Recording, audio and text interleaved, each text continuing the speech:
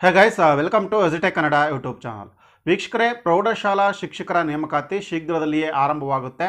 1700ಕ್ಕೂ ಹೆಚ್ಚು ಹುದ್ದೆಗಳ ನೇಮಕಾತಿ ನಡೆಯುತ್ತೆ. ಸೊ ಆ ಒಂದು ನೇಮಕಾತಿಗೆ ಸಂಬಂಧಪಟ್ಟಂತೆ ಕನಿಷ್ಠ ಅರ್ಹತೆಗಳೇನಿರುತ್ತೆ ಮತ್ತು ಆಯ್ಕೆ ಮಾನದಂಡಗಳು ಏನು ಅನ್ನುವಂಥ ವಿವರವನ್ನು ಕೊಡ್ತೇನೆ. ಈ ವಿಡಿಯೋದಲ್ಲಿ ಸ್ಪೆಷಲ್ ಆಗಿ ಎಲ್ಲ ವಿಷಯಗಳ ಬಗ್ಗೆ ಚರ್ಚೆ ಮಾಡ್ತೇನೆ. ಅದರಲ್ಲೂ ಕೂಡ ವಿಶೇಷವಾಗಿ ದೈಹಿಕ ಶಿಕ್ಷಕರ ನೇಮಕಾತಿ ಹೇಗೆಲ್ಲ ನಡೆಯುತ್ತೆ ಅನ್ನುವಂಥ ವಿವರಗಳನ್ನು ಕೂಡ ಕೊಡ್ತೇನೆ. ವಿಡಿಯೋವನ್ನು ಸ್ಕಿಪ್ ಮಾಡದೆ ಕಂಪ್ಲೀಟಾಗಿ ವಾಚ್ ಮಾಡಿ. ವಿಡಿಯೋ ಸ್ಟಾರ್ಟ್ ಮಾಡೋದಕ್ಕಿಂತ ಮುಂಚೆ ನೀವು ಇನ್ನೂ ಕೂಡ ನಮ್ಮ ಚಾನಲ್ನ ಸಬ್ಸ್ಕ್ರೈಬ್ ಮಾಡದೇ ಇದ್ದರೆ ಕೂಡಲೇ ಸಬ್ಸ್ಕ್ರೈಬ್ ಮಾಡ್ಕೊಳ್ಳಿ. ಹಾಗೆ ಬೆಲ್ ಐಕಾನ್ ಕೂಡ ಕ್ಲಿಕ್ ಮಾಡಿ ಮತ್ತು ನಮ್ಮ ಟೆಲಿಗ್ರಾಮ್ ಗ್ರೂಪಿಗೆ ಕೂಡ ಜಾಯಿನ್ ಮಾಡ್ಕೊಳ್ಳಿ. ಲಿಂಕ್ ಡಿಸ್ಕ್ರಿಪ್ಷನ್ ಬಾಕ್ಸಲ್ಲಿ ಇರುತ್ತೆ. ಗೆಳೆಯರೆ, ಹೈಸ್ಕೂಲ್ ಟೀಚರ್ ರಿಕ್ರೂಟ್ಮೆಂಟ್ಗೆ ಕಾಯ್ತಾ ಇರುವಂಥ ಅಭ್ಯರ್ಥಿಗಳಿಗೆ ರಾಜ್ಯ ಸರ್ಕಾರದಿಂದ ಶುಭ ಸುದ್ದಿಯನ್ನು ಕೊಟ್ಟಿತ್ತು. 1727 ವಿವಿಧ ವಿಷಯಗಳಲ್ಲಿ ಖಾಲಿರ್ತಕ್ಕಂಥ ಹುದ್ದೆಗಳನ್ನು ನೇಮಕ ಮಾಡಿಕೊಳ್ಳಲು ರಾಜ್ಯ ಸರ್ಕಾರ ಮುಂದಾಗಿದೆ. ಅದರ ಒಂದು ಕ್ವಾಲಿಫಿಕೇಷನ್ ಹೇಗಿರುತ್ತೆ ಅಂತ ಫಸ್ಟ್ ನಿಮಗೆ ತಿಳಿಸ್ಕೊಡ್ತಾನೆ. ಇದು ಕಂಪ್ಲೀಟಾಗಿ ಫೈನಲ್ ಗೆಜೆಟ್ ನೋಟಿಫಿಕೇಷನ್ ಆಗಿರ್ತಕ್ಕಂಥ ಮಾಹಿತಿ ಅಲ್ಲ. ನಮಗೆ ಸಿಕ್ಕಿರುವಂಥ ಮಾಹಿತಿಯನ್ನು ಆಧರಿಸಿ ನಿಮಗೆ ಈ ಒಂದು ಇನ್ಫಾರ್ಮೇಷನನ್ನು ಕೊಡ್ತಾ ಇದ್ದೀವಿ. ಇಲ್ಲಿ ಕಲಾ ಶಿಕ್ಷಕರ ನೇಮಕಾತಿ, ಕಲಾ ಶಿಕ್ಷಕರು ಅಂದರೆ ಆರ್ಟ್ಸ್ ಟೀಚರ್ ಅಂತ ಕರೆಯಲಾಗುತ್ತೆ. ಇಲ್ಲಿ ಕ್ವಾಲಿಫಿಕೇಷನ್ ಏನು ಬೇಕು ಅಂದರೆ ಪದವಿಯನ್ನು ಮುಗಿಸಿರಬೇಕು. ಪದವಿಯಲ್ಲಿ ಮುಂದೆ ಕೊಟ್ಟಿರ್ತಕ್ಕಂಥ ಯಾವುದೇ 2 ವಿಷಯಗಳನ್ನು ಐಚ್ಛಿಕ ವಿಷಯಗಳನ್ನಾಗಿ ಅಧ್ಯಯನ ಮಾಡಿರಬೇಕು. ಇತಿಹಾಸ, ಅರ್ಥಶಾಸ್ತ್ರ, ರಾಜ್ಯಶಾಸ್ತ್ರ, ಭೂಗೋಳಶಾಸ್ತ್ರ ಮತ್ತು ಸಮಾಜಶಾಸ್ತ್ರ ವಿಷಯಗಳನ್ನು ನಿಮ್ಮ ಪದವಿಯ ಹಂತದಲ್ಲಿ ಐಚ್ಛಿಕ ವಿಷಯಗಳನ್ನಾಗಿ ಯಾವುದಾದ್ರೂ 2 ಓದಿರಬೇಕು ಅನ್ನುವಂಥ ನಿಯಮ ಇದೆ. ಅದರ ಜೊತೆಗೆ ಮೇಲೆ ತಿಳಿಸಲಾದ ಯಾವುದೇ ವಿಷಯವನ್ನು ಬೋಧನಾ ವಿಧಾನವನ್ನಾಗಿ B.Ed ಪದವಿಯಲ್ಲಿ ಅಧ್ಯಯನ ಮಾಡಿರಬೇಕಾಗುತ್ತೆ ಅಂತ. ಇತಿಹಾಸ, ಅರ್ಥಶಾಸ್ತ್ರ, ರಾಜ್ಯಶಾಸ್ತ್ರ, ಭೂಗೋಳಶಾಸ್ತ್ರ ಅಥವಾ ಸಮಾಜಶಾಸ್ತ್ರ ಯಾವುದೇ ವಿಷಯವನ್ನು ನೀವು B.Ed ಪದವಿಯಲ್ಲಿ ಒಂದು ಟೀಚಿಂಗ್ ಮೆಥಡ್ ಆಗಿ ಅಧ್ಯಯನ ಮಾಡಿರಬೇಕಾಗುತ್ತೆ. ಆಯ್ಕೆ ವಿಧಾನ ಹೇಗಿರುತ್ತೆ ಅಂದರೆ 70% ಸ್ಪರ್ಧಾತ್ಮಕ ಪರೀಕ್ಷೆ, 20% ಪದವಿಯ ಅಂಕಗಳು ಮತ್ತು 10% B.Ed ಅಂಕಗಳಾಗಿರುತ್ತೆ. ಸ್ನೇಹಿತರೆ, ಇದಕ್ಕೆ TETಯ ಅವಶ್ಯಕತೆ ಇರೋದಿಲ್ಲ.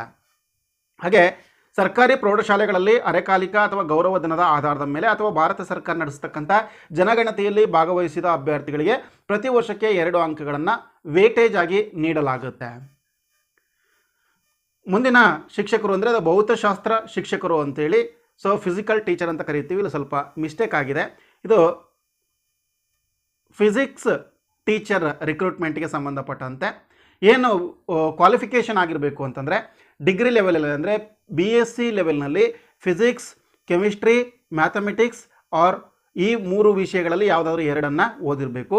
ಅಥವಾ ಫಿಸಿಕ್ಸ್, ಮ್ಯಾಥಮೆಟಿಕ್ಸ್, ಕಂಪ್ಯೂಟರ್ ಸೈನ್ಸ್ ಇವುಗಳಲ್ಲಿ ಯಾವುದಾದ್ರೂ 2 ವಿಷಯವನ್ನು ಓದಿರಬೇಕು.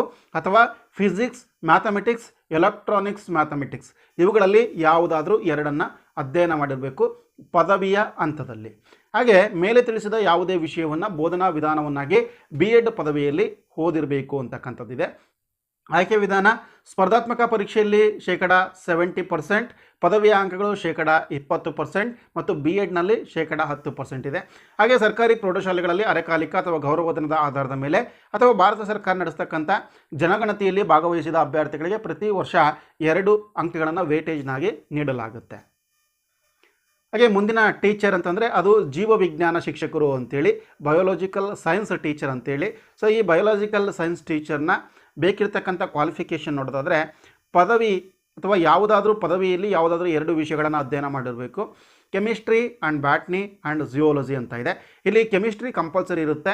ಬಾಟ್ನಿ, ಜಿಯೋಲಜಿ 2ರಲ್ಲಿ ಯಾವುದಾದ್ರೂ ಒಂದು ವಿಷಯವನ್ನು ಓದಿರಬೇಕು. ಇದು ನೀವು ಪದವಿ ಹಂತದಲ್ಲಿ ಓದಿರಬೇಕಾಗಿರ್ತಕ್ಕಂಥದ್ದು. ಕೆಮಿಸ್ಟ್ರಿ ನಿಮ್ಮ BScಯಲ್ಲಿ ಕಂಪಲ್ಸರಿ, ಬಾಟ್ನಿ ಅಥವಾ ಜಿಯೋಲಜಿ ಯಾವುದಾದ್ರೂ ಒಂದು ವಿಷಯ ಇದರಲ್ಲಿ ಓದಿರಬೇಕು. ಹಾಗೆ ಮೇಲೆ ತಿಳಿಸಲಾದ ಯಾವುದೇ ವಿಷಯವನ್ನು ಬೋಧನಾ ವಿಧಾನವನ್ನಾಗಿ B.Ed ಪದವಿಯಲ್ಲಿ ಹೊಂದಿರಬೇಕು ಅಂತ ಇದೆ. ಆಯ್ಕೆ ವಿಧಾನ 70% ಸ್ಪರ್ಧಾತ್ಮಕ ಪರೀಕ್ಷೆ, 20% ಪದವಿ ಅಂಕಗಳು, 10% B.Ed ಅಂಕಗಳು. ಹಾಗೆ ಸರ್ಕಾರಿ ಪ್ರೌಢಶಾಲೆಗಳಲ್ಲಿ ಅರೆಕಾಲಿಕ ಅಥವಾ ಗೌರವಧನದ ಆಧಾರದ ಮೇಲೆ ಅಥವಾ ಭಾರತ ಸರ್ಕಾರ ನಡೆಸತಕ್ಕಂಥ ಜನಗಣತಿಯಲ್ಲಿ ಭಾಗವಹಿಸಿದ ಅಭ್ಯರ್ಥಿಗಳಿಗೆ ಪ್ರತಿ ವರ್ಷಕ್ಕೆ 2 ಅಂಕಗಳನ್ನು ನೀಡಲಾಗುತ್ತೆ. ಇನ್ನೊಂದು ಭಾಷಾ ಶಿಕ್ಷಕರು ಅಂತೇಳಿ, ಲ್ಯಾಂಗ್ವೇಜ್ ಟೀಚರ್ ಅಂತೇಳಿ. ಇಲ್ಲಿ ಪದವಿಯನ್ನು ನಿಗದಿಪಡಿಸಿದ ಭಾಷಾ ವಿಷಯವನ್ನು ಪದವಿಯಲ್ಲಿ ಐಚ್ಛಿಕವಾಗಿ ಓದಿರಬೇಕು ಅಂತ ಇದೆ. ಕನ್ನಡ, ಇಂಗ್ಲೀಷ್, ಉರ್ದು, ಹಿಂದಿ, ಮರಾಠಿ, ತೆಲುಗು, ತಮಿಳು, ಸಂಸ್ಕೃತ ಯಾವ ಭಾಷಾ ವಿಷಯಕ್ಕೆ ಅರ್ಜಿಯನ್ನು ಸಲ್ಲಿಸ್ತಿರೋ ಆ ಭಾಷಾ ವಿಷಯವನ್ನು ಪದವಿಯ ಹಂತದಲ್ಲಿ ಐಚ್ಛಿಕವಾಗಿ ಓದಿರಬೇಕು. ಹಾಗೆ ಅದೇ ಒಂದು ಭಾಷಾ ವಿಷಯವನ್ನು B.Edನಲ್ಲಿ ಒಂದು ಟೀಚಿಂಗ್ ಮೆಥಡ್ ಅಂದರೆ ಬೋಧನಾ ವಿಧಾನವನ್ನಾಗಿ ಓದಿರಬೇಕಾಗುತ್ತೆ. ನೀವು ಒಂದು ವೇಳೆ ಪದವಿಯಲ್ಲಿ ಸಂಬಂಧಿಸಿದ ಭಾಷೆಯನ್ನು ಐಚ್ಛಿಕವಾಗಿ ಓದಿರದೇ ಇದ್ದರೆ ಸ್ನಾತಕೋತ್ತರ ಪದವಿಯಲ್ಲಿ ಓದಿರಬೇಕು. ಉದಾಹರಣೆಗೆ ನೀವು ಕನ್ನಡ ಲ್ಯಾಂಗ್ವೇಜನ್ನು ಅದರಲ್ಲಿ ಟೀಚಿಂಗ್ ಮೆಥಡ್ನಲ್ಲಿ B.Edನ್ನು ಮುಗಿಸಿರ್ತೀರಿ, ಆದರೆ ಅದೇ ಕನ್ನಡ ಲ್ಯಾಂಗ್ವೇಜನ್ನು ಐಚ್ಛಿಕ ವಿಷಯವನ್ನಾಗಿ ಪದವಿಯಲ್ಲಿ ಓದಿರೋಲ್ಲ, ಆದರೆ ಕನ್ನಡ MA ಮಾಡಿರ್ತೀರಿ. ಅಂಥ ಟೈಮ್ನಲ್ಲಿ ಕನ್ನಡ ಭಾಷಾ ಶಿಕ್ಷಕರ ಹುದ್ದೆಗಳಿಗೆ ಅರ್ಜಿಯನ್ನು ಸಲ್ಲಿಸೋದಕ್ಕೆ ಅರ್ಹತೆಯನ್ನು ಹೊಂದಿದ್ದೀರಿ ಅಂತ ಅರ್ಥ. ಹಾಗೆ ಆಯ್ಕೆ ವಿಧಾನ 70% ಸ್ಪರ್ಧಾತ್ಮಕ ಪರೀಕ್ಷೆ, 20% ಪದವಿ ಅಂಕಗಳು, 10% BEdನ ಅಂಕಗಳು. ಮುಂದುವರೆದು ದೈಹಿಕ ಶಿಕ್ಷಕರು, ಈ ಒಂದು ಕ್ವಶನನ್ನು ಭಾಳಷ್ಟು ಕೇಳ್ತಾ ಇದ್ರಿ, ಫಿಸಿಕಲ್ ಟೀಚರ್ಸ್ ರಿಕ್ರೂಟ್ಮೆಂಟ್ ಕುರಿತು ಮಾಹಿತಿಯನ್ನು ನೀಡಿ ಅಂತೇಳಿ. ಇಲ್ಲಿ ಸ್ನೇಹಿತರೆ, ಇಲ್ಲಿ ಇಂಗ್ಲೀಷ್ನಲ್ಲಿ ಸ್ವಲ್ಪ ತಪ್ಪಾಗಿದೆ, ಇದನ್ನು ಇಗ್ನೋರ್ ಮಾಡಿ. 3 ವರ್ಷಗಳ ಅವಧಿಯ ಯಾವುದೇ ಪದವಿಯನ್ನು ಮುಗಿಸಿರಬೇಕು ಅಂತ ಇದೆ. BA, BSc, BBM, BCA ಯಾವುದು ಬೇಕಾದರೂ ಓದಿರ್ಬೋದು. ಹಾಗೆ BPEd ಅಂದರೆ ದೈಹಿಕ ಶಿಕ್ಷಣ ಶಿಕ್ಷಕರ ಪದವಿಯನ್ನು ಮುಗಿಸಿರಬೇಕು, BPEd ಪದವಿಯನ್ನು ಮುಗಿಸಿರಬೇಕು. ಇದು BEd ಪದವಿಗೆ ತತ್ಸಮಾನ ವಿದ್ಯಾರ್ಥಿ ಆಗಿರುತ್ತೆ, BPEd ಅಂತೇಳಿ. ಬ್ಯಾಚುಲರ್ ಆಫ್ ಫಿಸಿಕಲ್ ಎಜುಕೇಷನ್ ಅಂತ ಕರಿತೀವಿ. ಆಯ್ಕೆ ವಿಧಾನ 70% ಸ್ಪರ್ಧಾತ್ಮಕ ಪರೀಕ್ಷೆಯಿಂದ, 20% ಪದವಿ ಅಂಕಗಳು, ಹಾಗೆ 10% ಅಂಕಗಳನ್ನು BPEd ಅಂಕಗಳಲ್ಲಿ ಕನ್ಸಿಡರ್ ಮಾಡಲಾಗುತ್ತೆ. ಹಾಗೆ ಸರ್ಕಾರಿ ಪ್ರೌಢಶಾಲೆಗಳಲ್ಲಿ ಅರೆಕಾಲಿಕ ಅಥವಾ ಗೌರವಧನದ ಆಧಾರದ ಮೇಲೆ ಅಥವಾ ಭಾರತ ಸರ್ಕಾರ ನಡೆಸ್ತಕ್ಕಂಥ ಜನಗಣತಿಯಲ್ಲಿ ಭಾಗವಹಿಸಿದ ಅಭ್ಯರ್ಥಿಗಳಿಗೆ ಪ್ರತಿ ವರ್ಷಕ್ಕೆ 2 ಅಂಕಗಳನ್ನು ವೇಟೇಜ್ನಲ್ಲಿ ನೀಡಲಾಗುತ್ತೆ.